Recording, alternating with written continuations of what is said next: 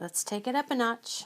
We're going for 53 electrons. Iodine is atomic number 53, so if it's neutral, we need to find homes for 53 electrons. Here we go. Okay, I wish we could actually just kind of zoom up to what we knew before, but we're going to kind of do this the right way, starting from scratch.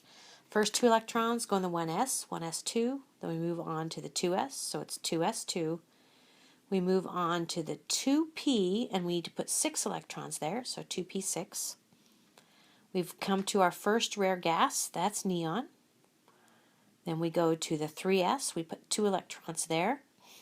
Then we go on to our 4th arrow, that's 3p, we can put 6 electrons there, so 3p6. We must be bumping up against another rare gas. That is argon, pirate's favorite element. So continuing on, then we're going to put 2 electrons in the 4s, so 4s2. Now I always find this is so exciting. So now we're going on to our first D-type subshell.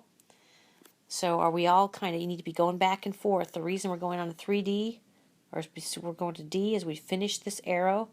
Top of the next arrow is 3D. So how many electrons are we going to put there? 3D10.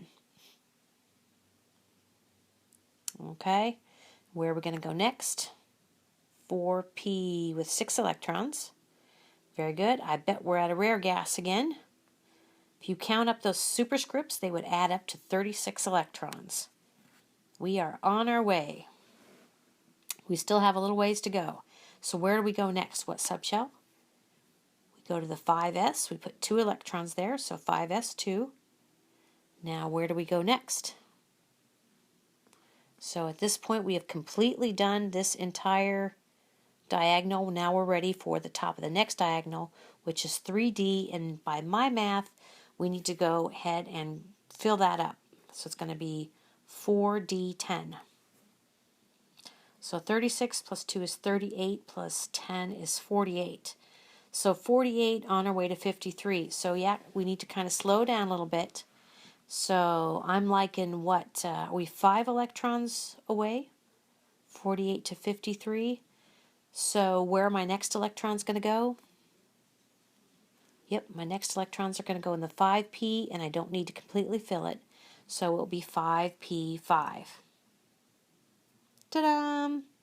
So all the superscripts add up to 53, and that's great. Okay, so this is an order of filling. So order of filling looks like this. And then order of increasing n, we need to kind of unscramble a few things. Again, you're not going to change where the electrons are, but you're going to move the entire subshell. So we're going to move this guy, over, this guy over, and that should work. So order of increasing n looks like this.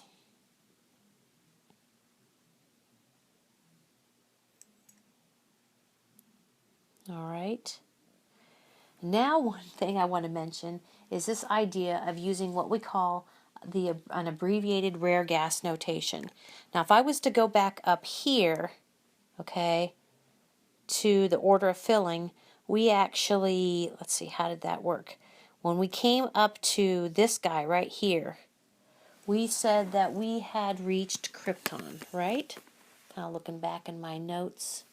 Yeah, Kr. Okay, so with abbreviated rare gas notation, basically you base it on the rare gas that you last left. So it's going to actually be the rare gas in the period before the element you're writing the electron configuration for. Iodine is in period 5, and krypton is at the end of period 4.